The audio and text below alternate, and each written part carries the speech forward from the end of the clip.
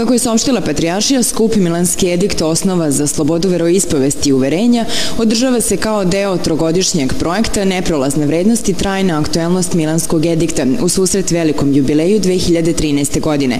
Skupu je prisustvovao i pokrajinski sekretar za kulturu i javno informisanje Milorad Đurić.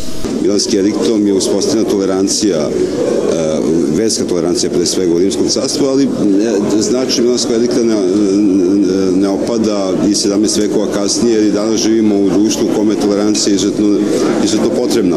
Mirjana Prljević ispred Asocijacije nevladinih organizacija Jugoistočne Evrope podsjetila je na važnost usvajanja Milanskog edikta i na slobodu veroispovesti i uverenja sa teološkog, institucionalnog i pravnog aspekta. Danas imamo zaista tu čast da uz Srpsku pravoslavnu crkvu na čelu sa vladikom Bačkim ovoga puta kao glavnog čoveka u odboru za obeležavanje velikog jubileja, a to je 1700. godina od Milanskog edikta i kao što znate cara Konstantina, znači odluke da se hrišćanstvo prizna kao zvanična religija u Rimskom carstvu.